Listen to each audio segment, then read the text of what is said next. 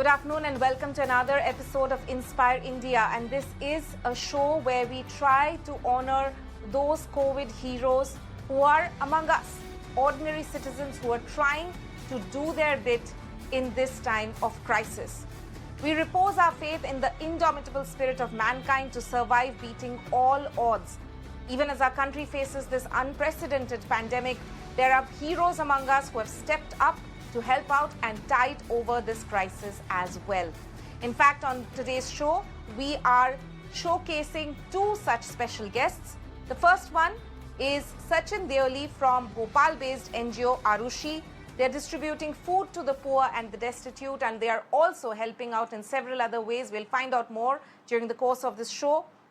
And our second guest is Iqbal Mamdani of the Mamdani Foundation, who's helping to cremate unclaimed bodies of COVID patients in Mumbai and Greater Mumbai region.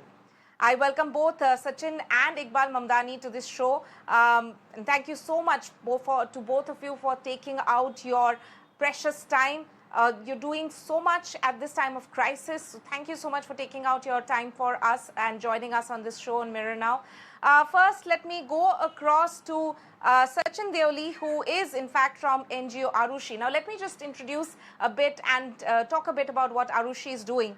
The NGO Arushi is based out of Bhopal, as we said, and they are doing multiple things to make these tough times slightly bearable for the people who have been affected. The NGO started with distribution of food for the poor, and they are also distributing water, tea and snacks for on-duty cops. But of late, they have started conducting online classes for specially abled children, and they are also providing oxygen concentrators for free to those people who need it the most. Mr. Deoli, thank you so much for joining us here on Mirror Now. And what we can in fact see is that your NGO is helping out in a number of ways. Tell us, how exactly did you think of starting this initiative? Was it something that you were doing because you have an NGO already? Were you involved in this kind of work last year as well?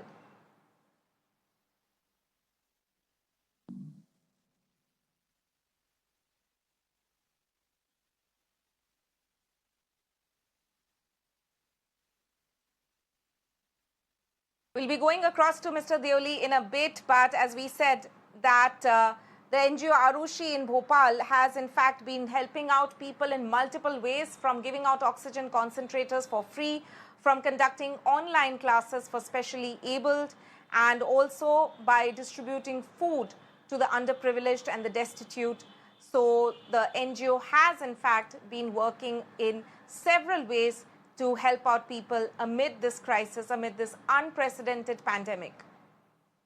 And as we know that Bhopal is also one of the worst hit when it comes to COVID crisis in the country.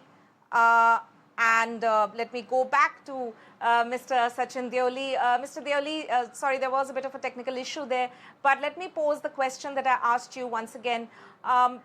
Is there something that you found more challenging this year? I'm sure you did a lot of philanthropic work last year as well, but was this year's COVID wave a bit more challenging when it comes to helping out people amid this crisis?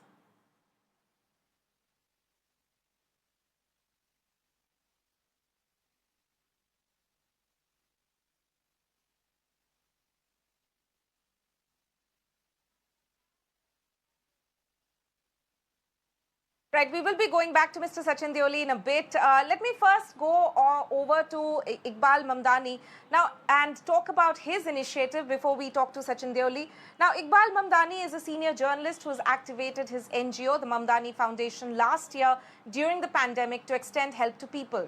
He realized that due to the fear, many people were not even claiming the bodies of their relatives who were dying because of COVID.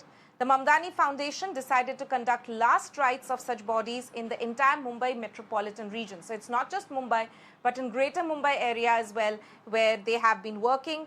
And so far, they have cremated 1,300 bodies, and they have also provide ambulance services. Let me go across to Mr. Iqbal Mamdani, who's joining us this afternoon. Mr. Mamdani, thank you so much for speaking to us here on Mirror Now. Please tell us, I'm sure the kind of crisis that we have seen in terms of overburdened crematoriums this year was not a challenge that we saw last year. Very, very tragic, unfortunate scenes. that as a country we have witnessed this time around. What exactly triggered in you to start this initiative, to actually think of, giving some sort of a dignity to, the unclaimed bodies, unclaimed COVID patient bodies?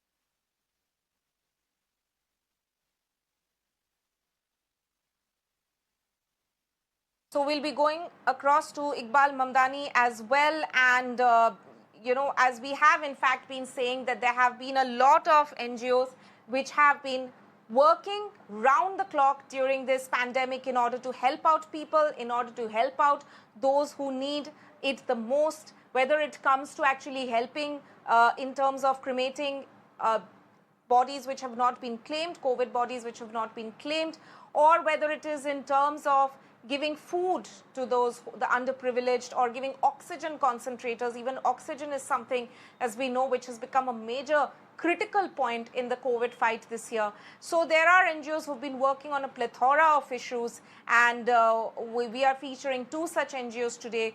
And these are NGOs, and these are run by people who have in fact gone out of their way, who have stepped up. They are ordinary citizens who are running small NGOs or small foundations who have actually taken up this mammoth task, because there is a major crunch on health infrastructure in our country right now as we know it. And in order to help out, they have stepped up and come forward in order to help those people who cannot afford to help themselves, those who need a bit of assistance. They have come forward to help out such cases as well.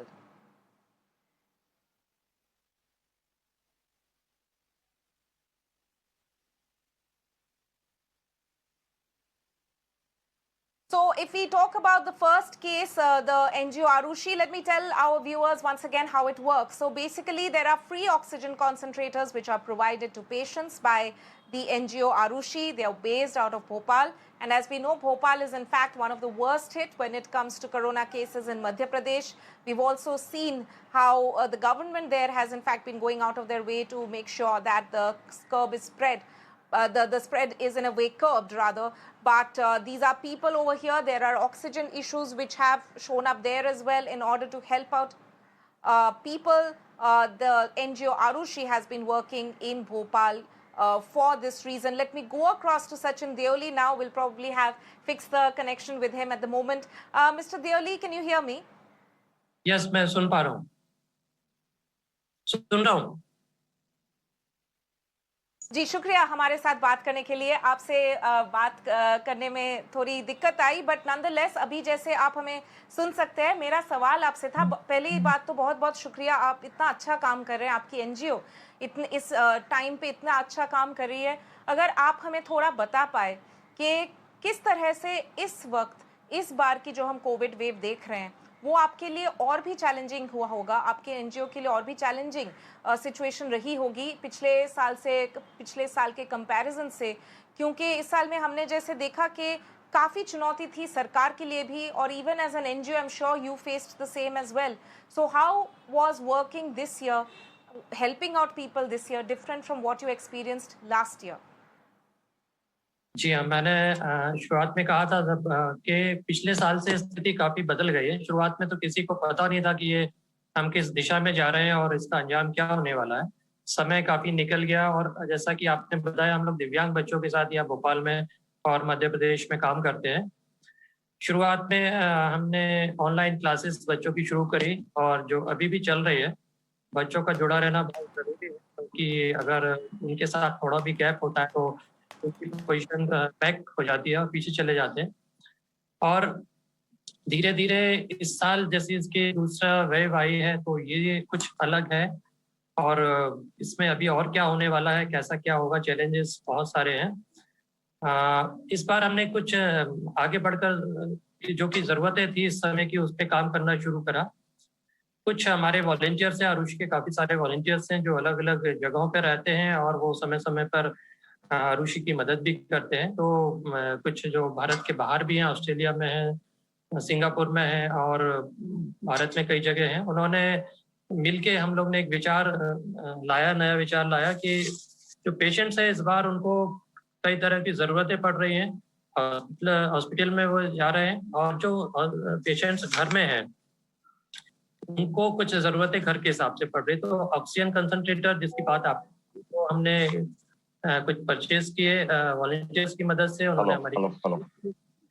तो ये जो oxygen concentrator है, हम कहते हैं कि भोपाल में जिनको ये ज़रूरत है उनको फ्री ऑफ कॉस्ट निःशुल्क ये उपलब्ध कराई जाए। और काफ़ी सारे कॉल्स हमारे पास डेली आते हैं और हम जैसे उनको मदद कर पाते हैं मदद करते हैं। और डॉक्टरी सलाह तो उनको लेना ज़रूरी है, डॉक्टर जैसा बोलते हैं उसके आधार पर ये ऑक्सीजन कंसंट्रेटर वो लगाते हैं।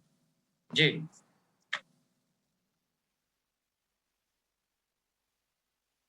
जी, और मुझे आपसे ये पूछना था कि जो ऑक्सीजन कॉन्सेंट्रेटर्स आप लोग फ्री दे रहे हैं, वो आप लोगों को मतलब उससे कोई मदद मिल रही है या सरकार से कोई मदद मिल रही है इस बारे में? क्योंकि जैसे हम देख सकते हैं कि ऑक्सीजन इस बार एक क्रिटिकल इशू है।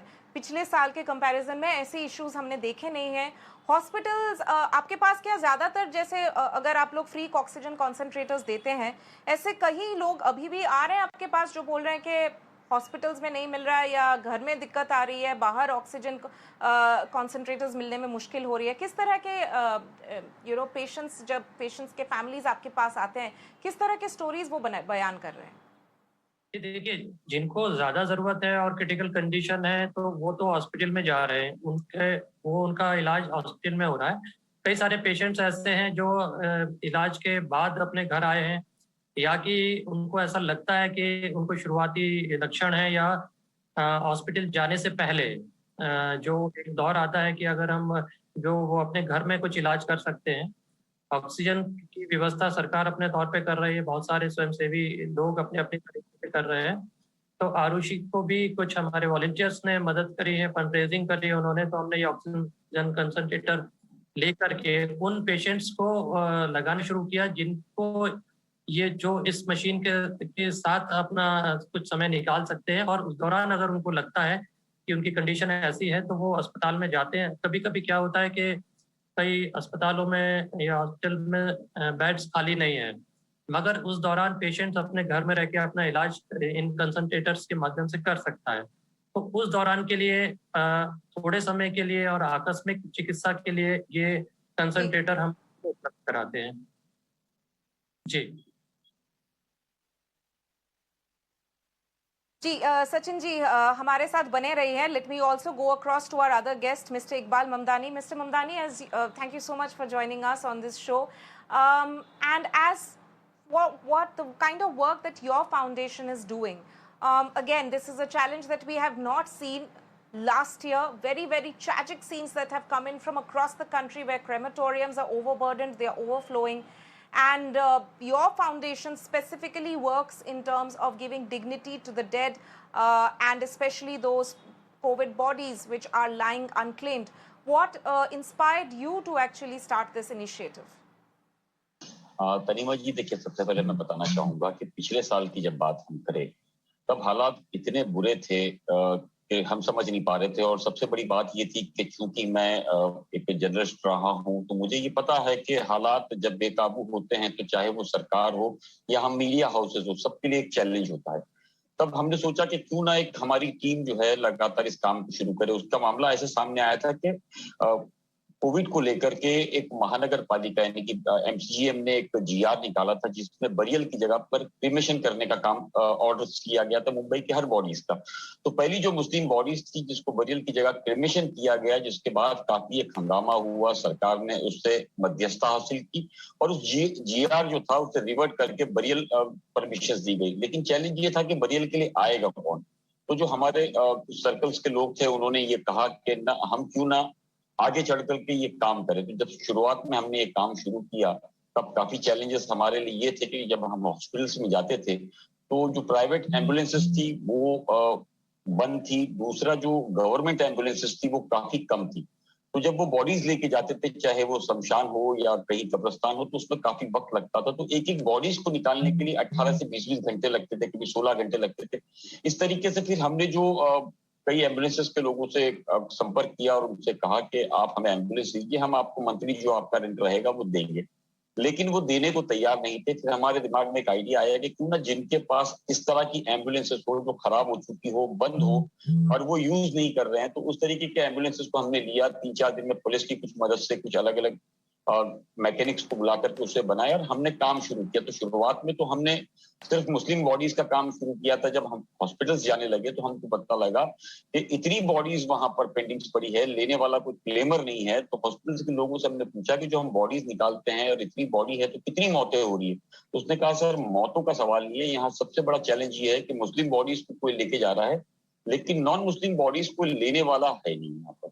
तो उस दौरान हमने डॉक्टर से बात की कि अगर हम इनका अंतिम संस्कार कराते हैं तो हॉस्पिटल हमको क्या मदद करेगा।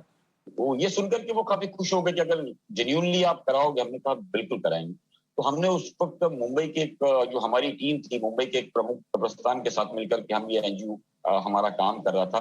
तब इस तरीके से हमने हिंदू बॉडीज को लेना शुरू किया। शुरुआत में इलेक्ट्रिकल या गैस पे ही जो है वो चैम्बर के अंदर अंतिम संस्कार किया जाता था। तब हमने एक एक करके इसको काम को शुरू किया और आज अभी तक ये मानिए कि 1300 से ज्यादा बॉडीज का हमने काम किया है। साथ में वो 800 से ज्यादा हिंदू बॉडीज है, 500 से ज्यादा मुस्लिम बॉडी। लेकिन इस पीरियड में हमने एक चीज और भी मार्क की थी कि कुछ ऐसी अननोन, अनक्लेम्ड और लावारिस बॉडीज पड़ी है जिसका कोई क्लेमर नहीं है और मुंबई पुलिस जो है उसका अंतिम संस्कार कराना चाहती है, लेकिन इस तरह की कोविड पोजीशंस के अंदर वो कर नहीं पा रही है। तो हम लगातार पिछले कुछ महीनों से इस तरीके का प्रयास कर रहे थे कि जितनी बॉडीज मुंबई पुलिस के पास है वो लेकर के उसका भी अंतिम संस्कार हमारी संस्था कराए, जिसको लेकर के मुंबई ज्वाइंट कमिश्नर विश्वास नागरे पाटिल से भी हमारी मुलाकात हुई और उनको हमने जब बताया तो उसने कहा कि बिल्कुल सही बात है, अगर आप लोगों का सहयोग रहा तो हम इन सारी चीजों को लेकर के आपको पूरा सपोर्ट करेंगे। जिसके बाद अब लगातार मुंबई पुलिस जो है सारे ही एसीपी को उसने ऑर्डर्स पास किया है। उन्होंने कहा है कि किसी भी तरीके से इस बॉडीज को जो अनक्लेम्ड है उसको फौरन जो है जिस मजहब का है उस धार्मिक स्थिति से जो बनता है उस अंतिम संस्कार किया जाए। तो अभी अगर हम सिर्फ मई मंथ की बात करें तो मोर देन 40 बॉडीज जो है वो हमने हिंदू और मुस्लिम जो है बरियल और क्रीमेट कराया है। मुंबई पुलिस अब ये मान रही है तकरीबन 200 से ज्यादा और बॉडीज है जिसको हम ये मान रहे हैं कि 10 से 15 दिनों के अंदर इसका क्रीमेशन या बरियल किया जाएगा।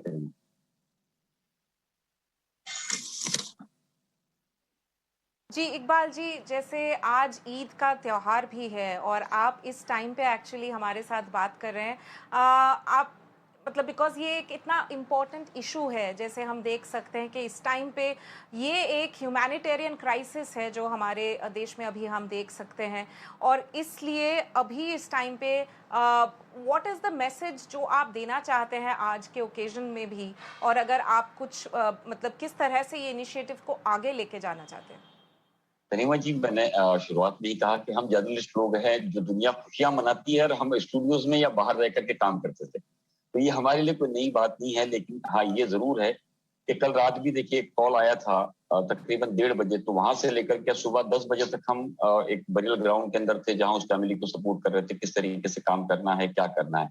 अब इन सारी ही चीजों को लेकर के हमारी संस्था का ये मानना है कि ईद भले ही 4 घंटे 8 घंटे बाद या एक दिन बाद हम हमारे परिवार के साथ मना सकते हैं, लेकिन जिसका इररिपेरेबल लॉस है, जो व्यक्ति कभी उनके जीवन में लौट के नहीं आएगा, इस दुख की घड़ी में कम से कम हमारी संस्था उनका सहयोग करेगी, तो ये बहुत बड़ी चीज है। तो हमारी संस्था के साथ में लगातार एक पत्रकार संघ जो है और पत्रकारों की टीम है वो इसके अंदर प्रयास कर रही है। साथ ही साथ दूसरी एक हमारी जस्ट स्माइल फाउंडेशन है। ये हम 3 संस्था मिल करके अब इस कार्य को कर रहे हैं और हमारी चाहत ये है कि इस महामारी से किसी तरीके से हमारा शहर, हमारा देश जो है वो जल्द से जल्द बाहर आ जाए। और इस बाहर आने की एक ही वजह है कि हमारी जिस तरह के जो लोग हैं वो बाहर निकल के हमारे समाज में काम करेंगे, लोगों को ये मैसेज देने की कोशिश करेंगे कि आपको संभलना है, जो गवर्नमेंट ने गाइडलाइंस दी है उसको आपको फॉलो करना है। अगर कोई मदद चाहिए तो हमारे 24/7 नंबर्स चालू हैं, किसी भी तरीके से मुंबई के अंदर आप हमसे बात कर सकते हैं। इसी तरीके से अलग अलग महाराष्ट्र में कई एनजीओ है जो खुल करके अभी काम कर रही है, लोगों की मदद कर रही है।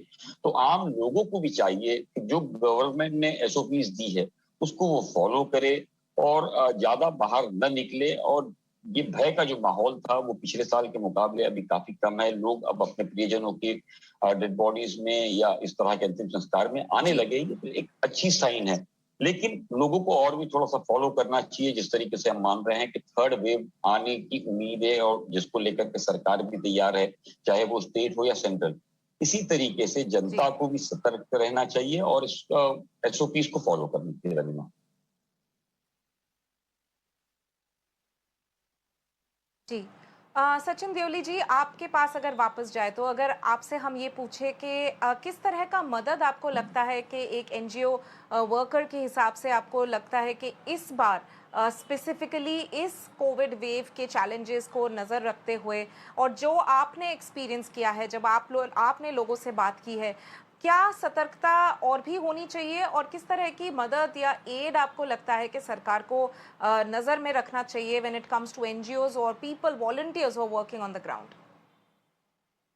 या अभी हो क्या रहा है कि कई ज़रूरी चीज़ें भी रुकी हुई हैं, जिनके लिए जो लोग बाहर जा सकते हैं, क्योंकि कुछ लोगों का निकलना ज़रूरी है पूरी सावधानी के साथ और सब तरीके के अपनाते हुए, प्रोटोकॉल को अपनाते हुए कुछ लोगों का निकलना ज़रूरी है। हमारी भी कोशिश है कि हम ऐसे लोगों तक पहुँचे, चूँकि हम जैसा कि आपको मालूम है, हम लोग बच्चों के साथ काम करते हैं और दिव्यांग बच्चों के साथ काम करते हैं और ये बच्चे करीब 1.5 साल से या 7 साल से हमारे ऑर्गेनाइजेशन में नहीं आ पा रहे हैं, तो हम लोग अलग तरीके से इनसे जुड़े हुए हैं।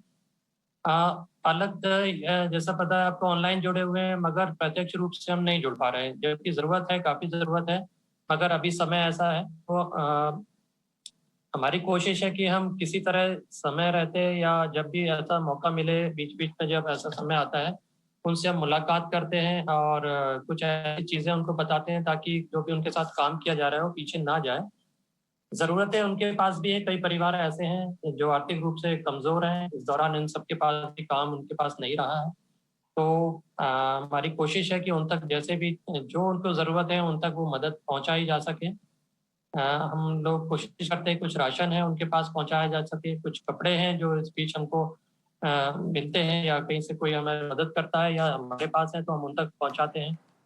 और जो और भी वॉलंटियर्स हैं या कि ऐसे फ्रंट लाइन वर्कर्स हैं जो लोग काम कर रहे हैं, उन तक भी हमारी कोशिश है कि हम अपने तरीके से उन तक पहुँच पाएँ।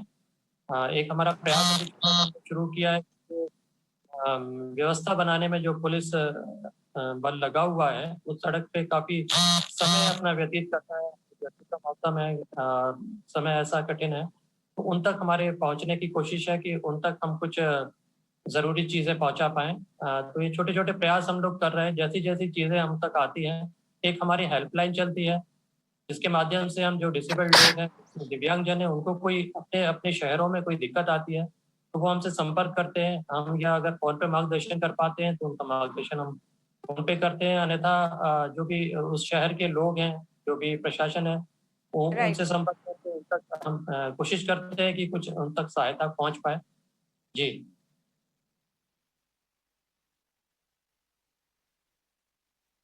राइट, सचिन देओली जी और इकबाल ममदानी हमारे शो में आज ज्वाइन करने के लिए और आपका कीमती वक्त निकालने के लिए थैंक यू सो मच। और both of you are in fact doing a fantastic job amid this crisis when people need the most help at this hour. Thank you so much for joining us on the show today and talking about the fantastic work that you're doing.